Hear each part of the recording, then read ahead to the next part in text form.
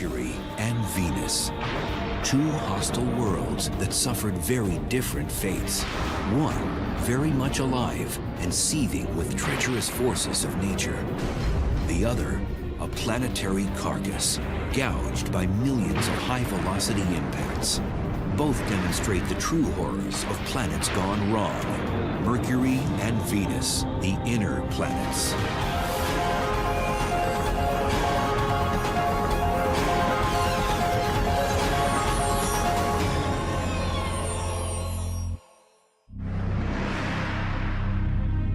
Along with Earth and Mars, Mercury and Venus make up our inner solar system.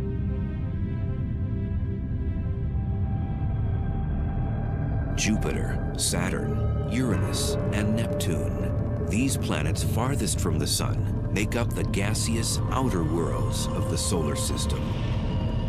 Over 4 billion years, the inner planets bound enough interstellar debris to become rock solid. Why do we study planets? Why do we study astronomy at all? We someday need to go beyond the planet Earth if we expect to survive as a species for a very long time. And we need to know what's out there and what the nature of the universe is. We're studying worlds where things are exotic, but the basic processes of physics and chemistry at work are really the same that we see here on Earth. Millions of miles separate us from our rocky cousins. But a tour around Venus and Mercury reveals a common DNA. We can go to Mercury and Venus and really look at these as places, as worlds with their own histories, and then contextualize our own planet's history. Venus is the 6th largest planet in the solar system. At its closest, it is 26 million miles away from Earth. A year on Venus lasts 225 Earth days. And if you weighed 150 pounds on Earth, you'd weigh 136 on Venus.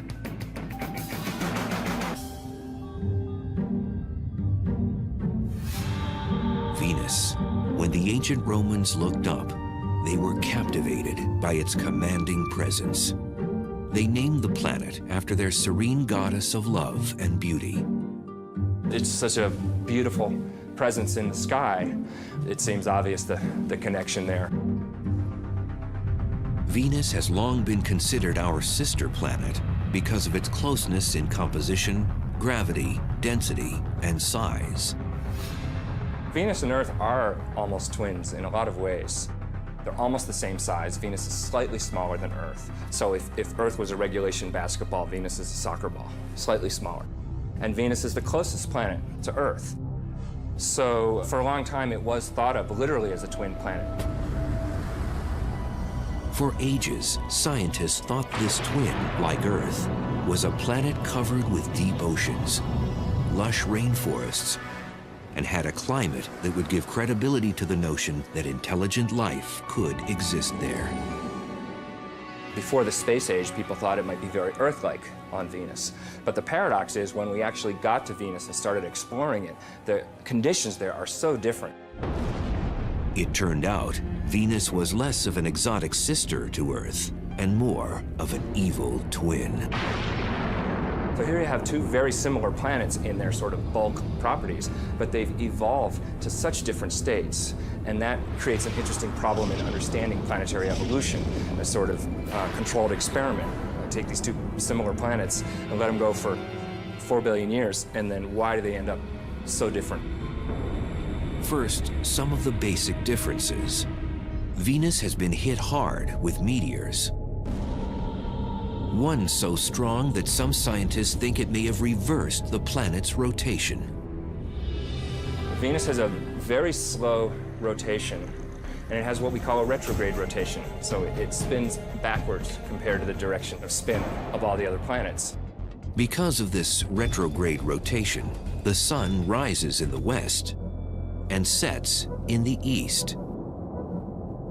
And the Venusian days are long ones. The amount of time from one sunrise to the next is about 8 Earth months. But the orbital pattern and long days aren't what make Venus so intolerable. In part, it's the wicked climate. With a surface temperature of 900 degrees Fahrenheit, Venus is the hottest planet in the solar system. Travelers there would have their trip cut short in no time. It would take a matter of seconds, maybe 1 second before they were gone, roasted to death.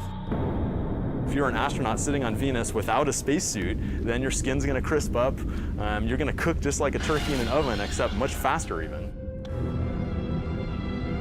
The unforgiving heat wave is created by a process called the greenhouse effect, the identical process that keeps Earth's climate in check and teeming with life.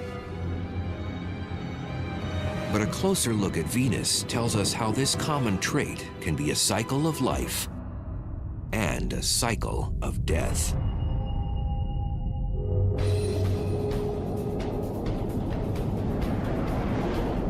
Today, our own temperature is on the rise, and scientists found the possible cause behind it up on Venus. Global warming is a result of greenhouse gases that are growing and growing and growing, and therefore we're getting hotter and hotter. When we looked at Venus, we said, aha, here it is actually happening.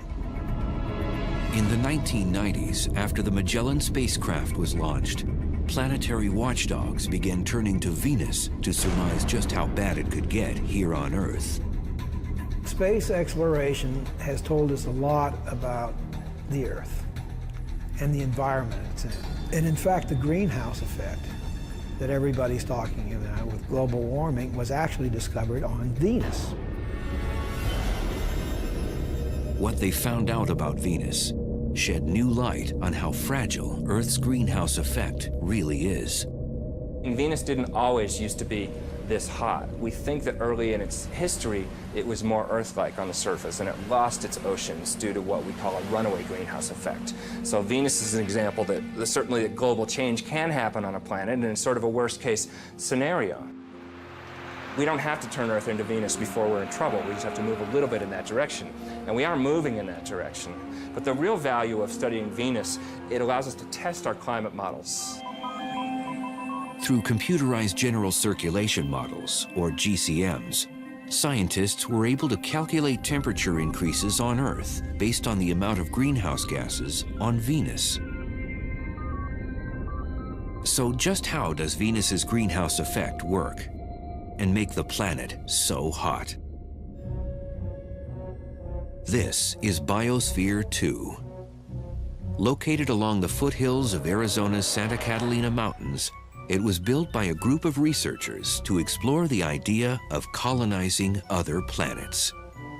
It is the largest greenhouse on Earth. Biosphere is a perfect example of a greenhouse because it's a big building with glass panes that let the sun in, and the air is really hot in here. The solar rays that penetrate the glass panes cause the temperature inside to rise.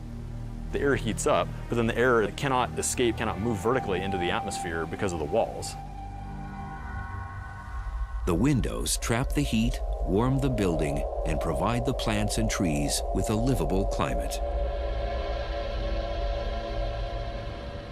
On Venus, greenhouse gases don't exactly trap the sun's heat, but they greatly slow the rate at which it can escape. The greenhouse effect on any planet is a situation where the surface temperature becomes hotter because of gases in the atmosphere that trap the heat while letting in the sunlight. These same greenhouse gases that would prove to be fatal to us on Venus are essential to life on Earth. Without the greenhouse effect, the average temperature would be far below freezing, the oceans would be totally or almost totally frozen, and it's not even clear if life would exist on the Earth.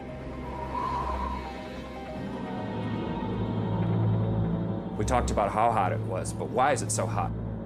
The answer has to do with the atmospheric composition. It's almost all carbon dioxide there.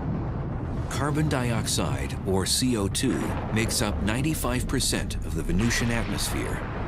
And that high volume of gas traps more heat. that's going to give you a strong greenhouse effect, and that's going to make it really hot. And that's why it's so hot on Venus. It's an extreme example of global warming. On Venus, volcanoes are the natural spring source for CO2 and other gases. It's a process atmospheric chemist Jeff Sutton studies on Earth at Hawaii's Kilauea volcano. Deep below the surface, atomic compounds ignite during volcanic activity to form CO2. The gas is born from the pressure created by the heat of molten rock, or magma. It rises towards the surface and reaches the summit magma storage complex. The pressure is decreased on the magma. And the effect of that is to allow gases that are trapped under the very high pressure to be released and bubble out. The Venusian surface would likely have cracks in the lava similar to these vents, where gases escape into the airstream. Somewhere between 8,000 and 30,000 metric tons of carbon dioxide boil out of the magma chamber each day. And it amounts to something on the order of 3.5 to 5 million tons per year. And that's just one volcano here on Earth. Venus has more active volcanoes, and that means more heat-bouncing gases. So all the CO2 just builds up in the atmosphere on Venus, which just makes it hotter and hotter.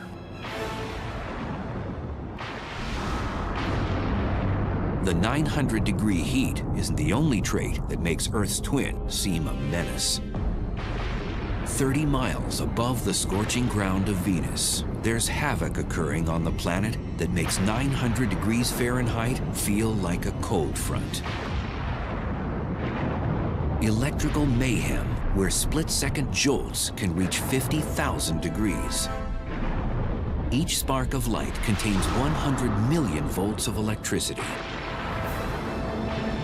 Lightning occurs on both Earth and Venus when electrical charges store up enough energy until they release a spark.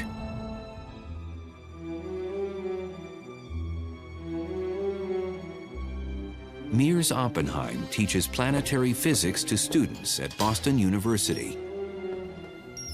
And researchers like him get in on the action at Boston's Museum of Science. In their caged lighting exhibit, 30-foot-high domes motor up to simulate how lightning is generated on Venus. And then, it's showtime.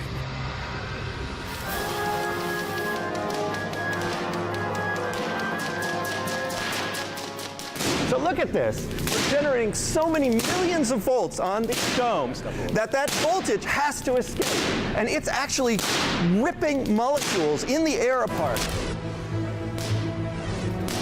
The air in the domes, like within the Venusian clouds, stirs up the electrical distribution of tiny atomic molecules. So the ripped molecules make that light as they reassemble themselves, and that's what a lightning bolt is. Cosmic particles from exploding stars way out in the galaxy trigger lightning. When these hit the atmosphere, they provide that spark. These are particles that come from way out in the universe into the atmosphere and cause a shower of charged particles. And on Venus, you'd probably have real lightning to the extreme extent, contain enormous amounts of energy, and go for miles and miles. On average, lightning hits the Earth more than 3.1 billion times a year. The number of times lightning hits the ground on Venus? 0. The atmospheric pressure on Venus is 90 times greater than on Earth because the weight of the atmosphere created by gases is heavier. This prevents Venusian lightning from hitting hard ground. Instead, it is restrained to the clouds. There's just too much resistance in that very thick air for a lightning bolt to get through. It's much easier for lightning to discharge from cloud to cloud. And besides appearance, there's little else that's Earth-like about Venusian clouds. In fact, the main ingredient that creates them is toxic enough to burn through human flesh.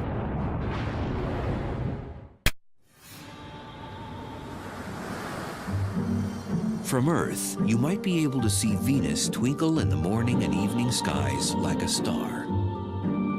Definitely not a wallflower. It's so bright in our sky, not just because it's the closest planet to us, but because it's the most reflective planet. Because it turns out Venus is completely covered in these bright reflective clouds. 80% of the sun's light bounces off the clouds that blanket the planet.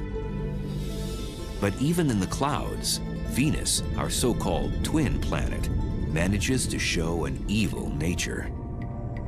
And we know that the clouds of Venus are made out of sulfuric acid, basically like battery acid.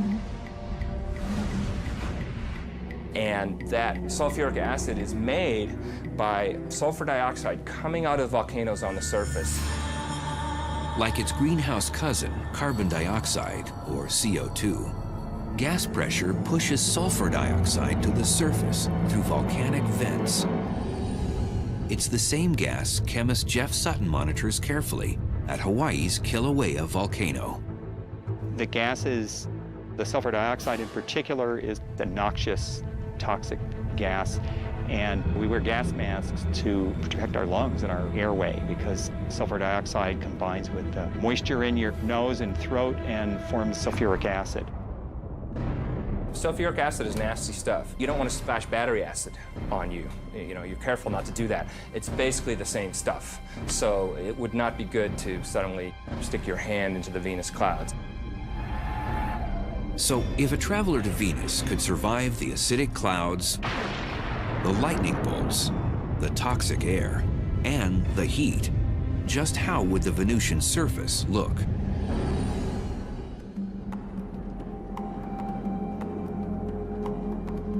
Volcanologist Jeff Burns with the United States Geological Survey, or USGS, circles the globe to understand what drives volcanic activity on the inner planets. When Burns imagines the surface of Venus, he considers the dark, eerie wasteland of Kilauea's lava fields on the big island of Hawaii. It's very instructive to be able to come here and study this volcano to compare it to volcanism that has occurred on the surface of Venus. We can actually come out here to the field and study things. We can actually take samples and look at them in detail. Geologists expect the amount of volcanoes on Venus far outnumbers the 1,500 or so on Earth. Some estimates range from 100,000 to over 1 million volcanic features on Venus. With that many volcanoes, lava rock makes up 70% of the Venusian surface, just like it makes up much of Kilauea's terrain.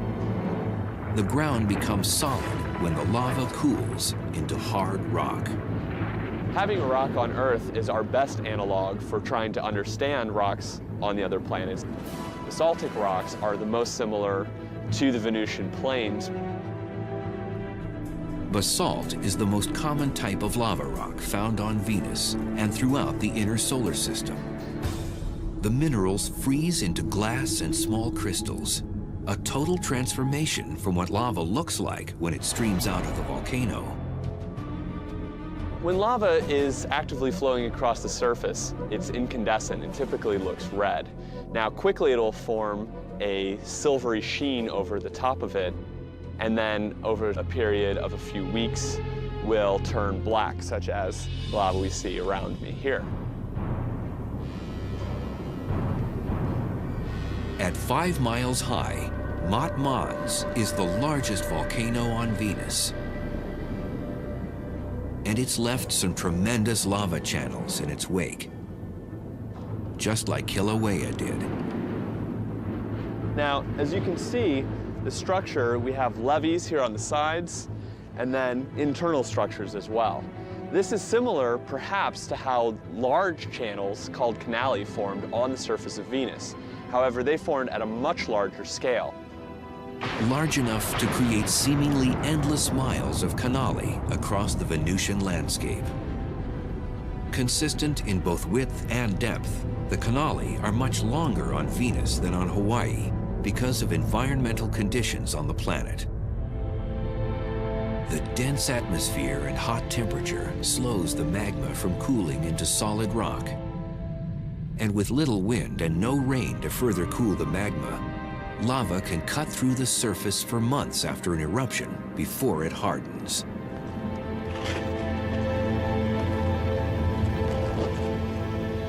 On Venus, if you did see layering, you would expect to see layer after layer of volcanic rock that would all be relatively black and basaltic in composition.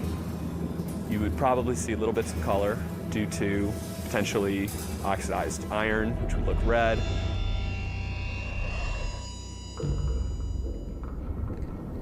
Typically, basaltic lava flows are glassy enough that, in fact, you would actually cut your hand.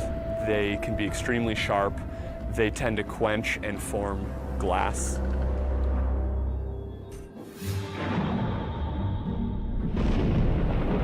And then there are the skies. That heavy Venusian cloud cover diffuses most of the direct sunlight. So it would be a lot darker on the surface of Venus during the day than it would be here on Earth. Also, because the light is scattered very efficiently, you tend to lose shadows. So everything is lit fairly consistently across the surface. And then additionally, because of the composition of the atmosphere, everything would tend to have more of an orangish tinge to it.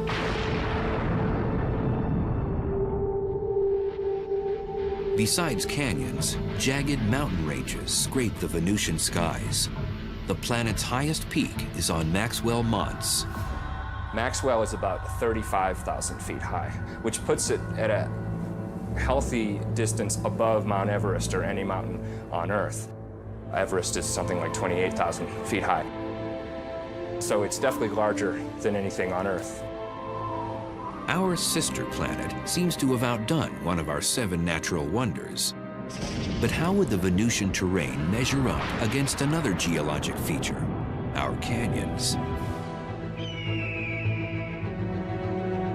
The Grand Canyon, a great chasm eroded over 250 million years by the Colorado River. When the Colorado Plateau was uplifted millions of years ago, it gave the water more energy to cut back through the canyon and wear away the rocks. The vast canyons on Venus may have also been formed by erosion, but not by a river.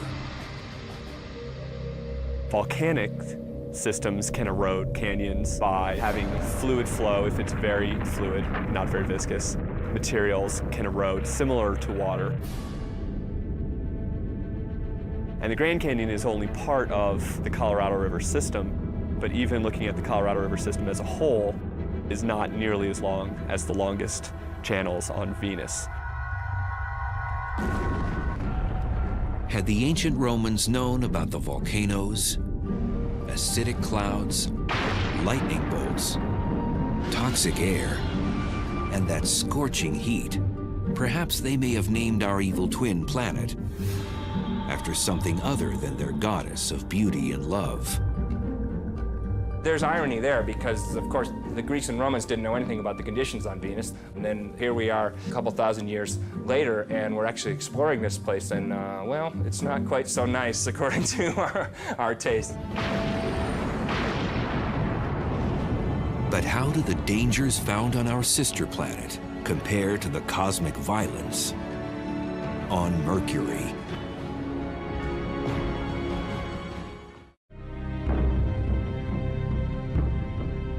"48 million miles away from Earth, Mercury's dust-covered hills and empty plains stretch as far as the naked eye can see."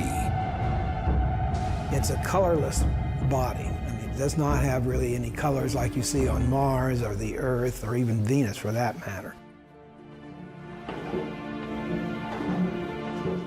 Dr. Robert Strong with the University of Arizona's Lunar and Planetary Lab has been a chief authority on planetary geology for more than 35 years.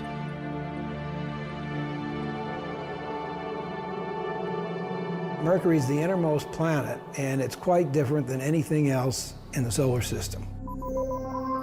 At 36 million miles, Mercury is the closest planet to the Sun. The planet has no known moons. Mercury has no atmosphere. And it's a naked eye planet, visible on Earth during the twilight hours.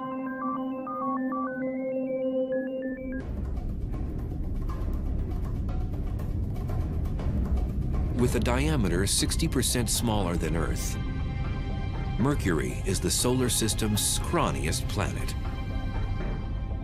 Much too small to generate the strong gravitational field needed to retain an atmosphere. Gravity depends upon the mass of the object, on the mass. So the larger the mass, the more the gravity. So on Mercury, the gravity is less on there.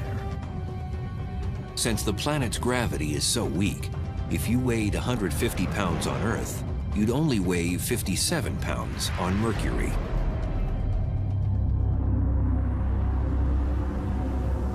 Planet size matters when it comes to the internal heat needed to sustain geologic activity. The internal convection currents that drive geology stop, and in general, it just freezes up and there's no way to sustain that geological activity. And that happened to Mercury a long time ago, probably after less than 1 billion years of its life.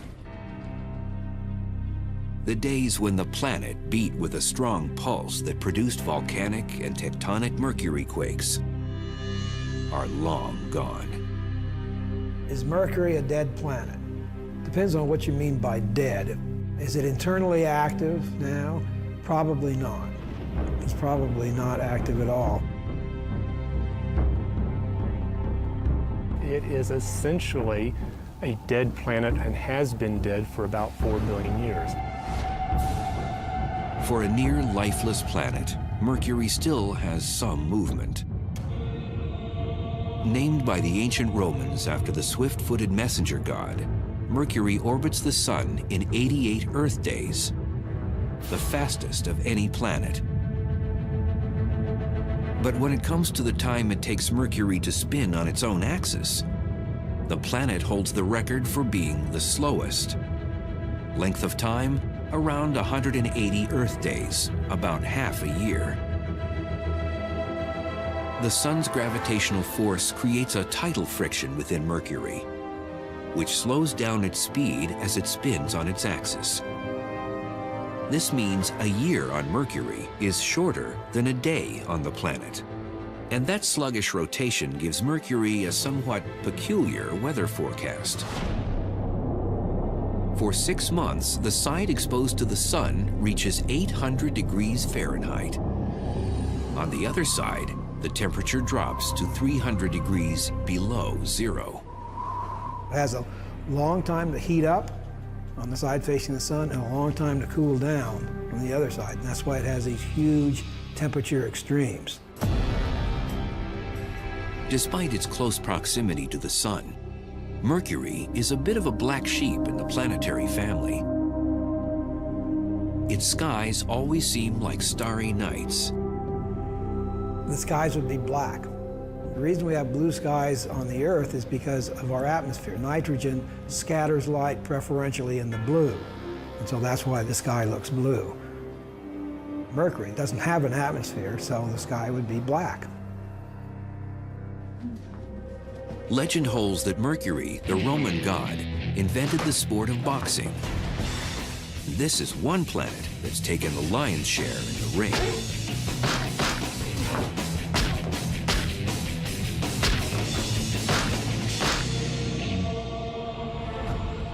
Mercury has had millions of meteors and asteroids explode on its surface because it doesn't have an atmosphere to protect it.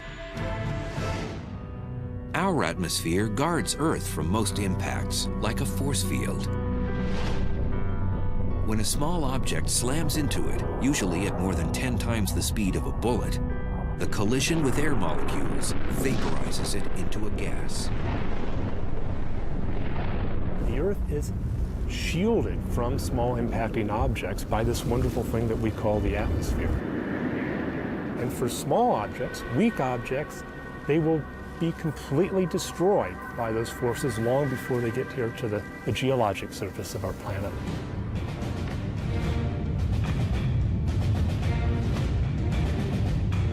On Mercury, without that atmosphere, the asteroids and meteors smack down at full throttle. This makes Mercury the most heavily cratered planet in the solar system. You cannot take a step on Mercury without encountering an impact crater. Back in 1974, the Mariner 10 space probe mapped half the planet's surface, including the largest crater ever surveyed in the solar system. The most prominent feature is a feature called the Caloris Basin, which is a very large impact crater that is about maybe 900 miles in diameter. 900 miles in diameter. That's a couple hundred miles broader than the entire state of Texas. Researchers speculate the iron meteorite that made that impact stretched for more than 60 miles before it crashed into the surface. Moments after impact, seismic waves converged at the antipodal point, the spot on the exact opposite side of the planet.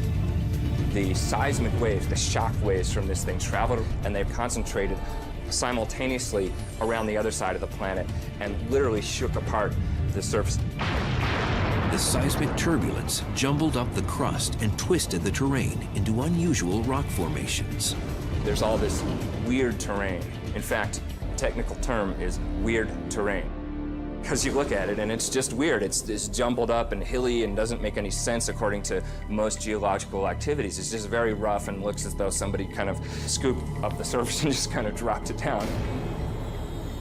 Pre-existing craters suddenly became crude hills, some 6 miles wide and a mile high. In fact, the amount of surface elevation could have been on the order of 1 kilometer or 2 in just a few seconds. It would have been horrendous. Scientists have no way of knowing exactly when the Caloris impact happened, but they can surmise one thing. If an asteroid the same size crashed into the Earth, the impact would be catastrophic and wipe out human civilization.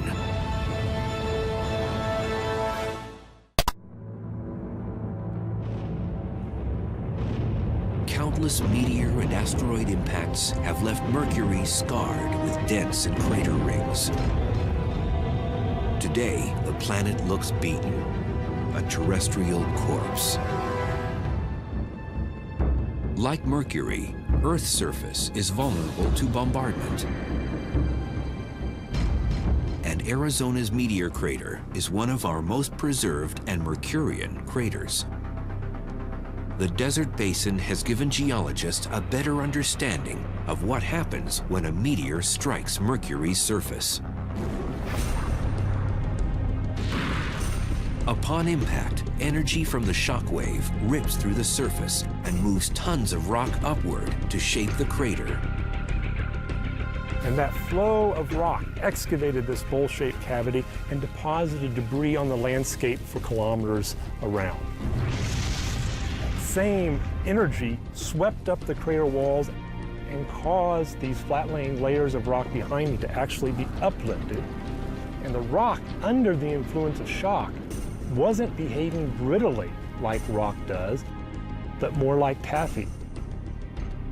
This is one of the hallmarks of impact craters, not only here at Meteor Crater, but anywhere in the solar system. But imagine if the mighty object that formed Mercury's Caloris Basin crashed down on the site of Meteor Crater. It would be a massive explosion with chunks of molten material flying around the Earth ballistically, re-entering the Earth's atmosphere and causing just massive meteor showers everywhere. For nearly 7,500 miles, the shock wave would rip up the soil and stir up tsunamis with 2,000-foot waves. massive tsunamis propagate around the Earth and inundate much of the world's coastlines. It would flatten Las Vegas, Nevada, the cities of Salt Lake City, Utah, San Francisco, California, and Los Angeles would vanish in a split second. Shock waves from the impact would propagate through the solid Earth thousands of miles from the site of an impact like that.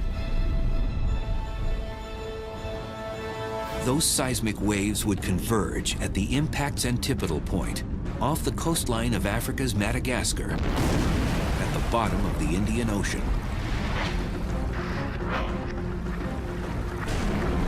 Suddenly, a mountain range would explode through the ocean floor and crash up to form that weird Mercurian terrain. Like an unbelievable earthquake, probably everywhere on Earth for an object that large. Meteor crater would be a nick in the surface compared to the Mercurian gash left behind from a Colorus-type impact. The gouge would consume a quarter of the continental United States. An object that size would eliminate a large portion of the west coast of the U.S. if it fell, say, on Arizona. It would literally change the coastline in an instant.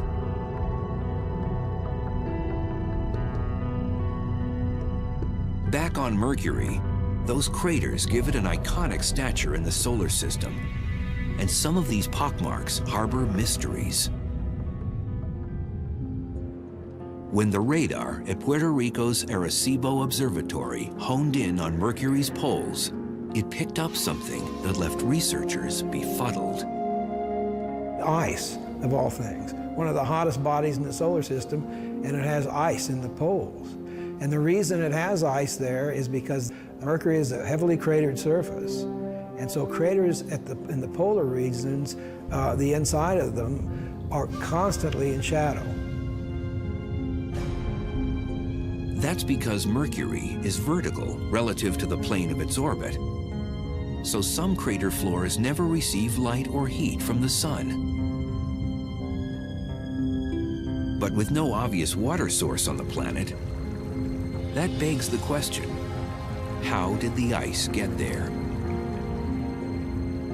Scientists believe the mystery ice could have come from a comet. Comprised of rock, dust, gases, and ice, comets come from the outer reaches of the solar system, where the temperatures are much colder. Could this ice just be on the bottom of permanently shaded craters, or could it be ice that's sort of covered up by a layer of dust which is shielding it from sunlight? We really don't know.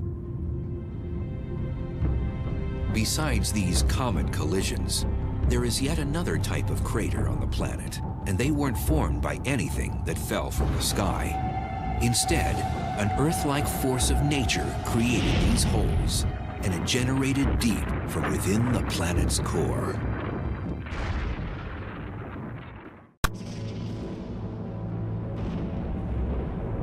Mercury. A closer look at its terrain by scientists reveals that some of its craters could have been formed from something other than asteroids, comets, and meteors. We do understand that the dominant geologic process that affected Mercury, at least Mercury's surface, is impact cratering. The second most important geologic process to affect Mercury is volcanism.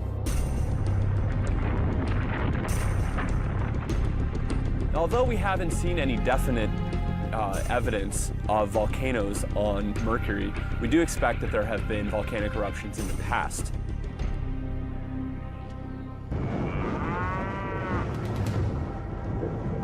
This remote cow pasture, a 3 hours drive north of Phoenix, might contain a telling link to Mercury's volcanic history.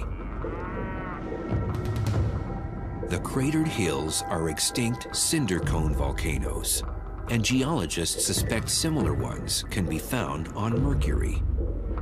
This is a cinder cone. You can see behind me there's a large crater in the center, which is typical of cinder cones. These volcanoes do have their differences with Mercury's cinder cones. because Mercury has less gravity, we would expect the cinder cones that form to be much wider and much flatter. All volcanoes erupt when the pressure from the magma, or molten rock inside, is greater than the strength of the rock containing it.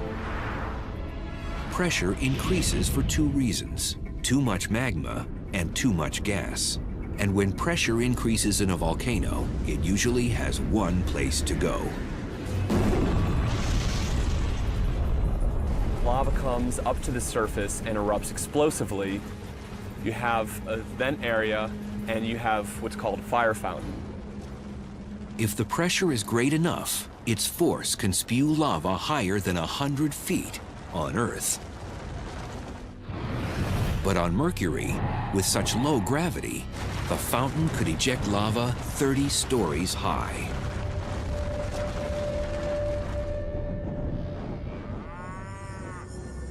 While these cinder cones in Arizona may illustrate our shared volcanic heritage with Mercury, to witness an eruption there firsthand and watch the cinder cones form would be a whole other experience.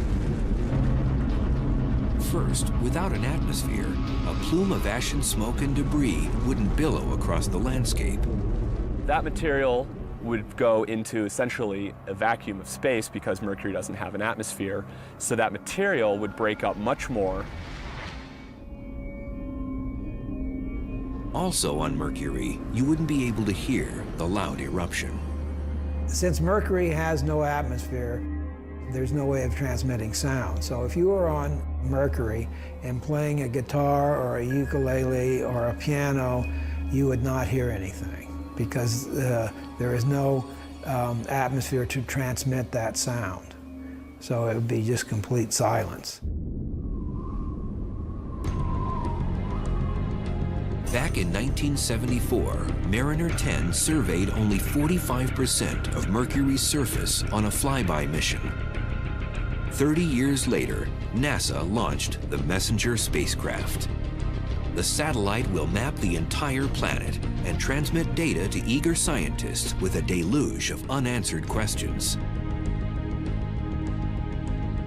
I want to see the other side. I don't know what's over there, and that's been bugging me for 35 years. Is it like the side we saw, or is there something very unusual and different? But even with resources being earmarked for future exploration of this rumpled dwarf in the solar system, exactly how different or similar we really are may be left up in the air.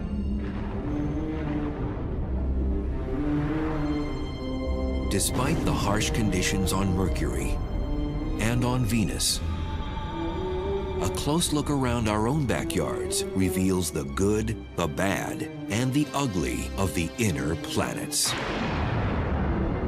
The universe is this vast, vast thing, and here we are sitting on this little pinprick. I mean, we are not isolated. We see things that happen on these other planets for tremendous climatic changes in the past that have happened in a very short period of time and changed that. And that can happen on the Earth. Ultimately, it enriches our knowledge of who we are and how unique and how rare an environment like ours and even creatures like us might be in the universe. And that evolution, that exploration, that turning the corner, that discovery of new ideas is what we're all about. There's a bright future.